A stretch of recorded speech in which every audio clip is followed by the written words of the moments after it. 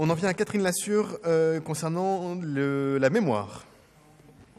Merci, Monsieur le maire. Donc, il s'agit d'une délibération concernant des subventions attribuées à 9 associations pour financer des projets portant sur l'histoire, la connaissance et la mémoire de l'immigration.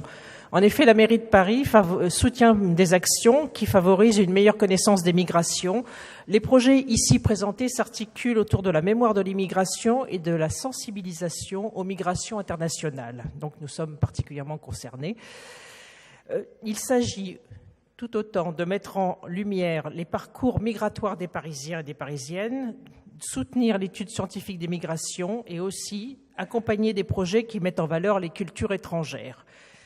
La plupart de ces projets concernent l'ensemble des Parisiens, mais certaines associations proposent des actions localisées dans les arrondissements, dont le 18e.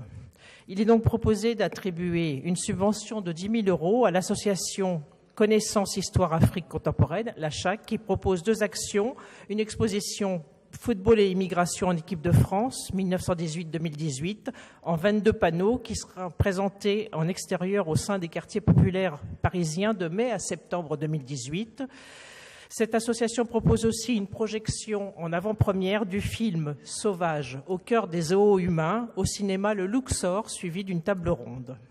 Il est aussi proposé d'attribuer une subvention de 20 000 € à l'association Africulture, au pluriel, qui propose 2 projets, un outil d'apprentissage linguistique à destination des migrants avec l'édition de 4 carnets en français facile et un deuxième projet qui consiste à encourager l'expression et la prise de parole des migrants et des résidents des foyers de travailleurs parisiens au travers de la diffusion du magazine Afriscope.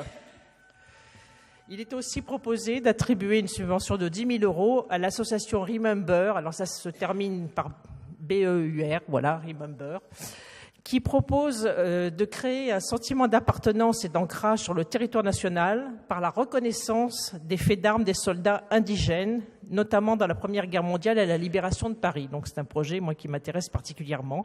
Donc il y a un dispositif modulable et adaptable avec 12 panneaux et un totem audiovisuel qui est destiné à circuler au sein des quartiers populaires. Enfin, il est proposé d'attribuer 8 000 € au Centre d'information et d'études sur les migrations internationales, le CIEMI. Le CIEMI étant le centre de ressources documentaires spécialisé le plus important en France sur ces questions, qui publie une revue trimestrielle qui s'appelle Migration Société.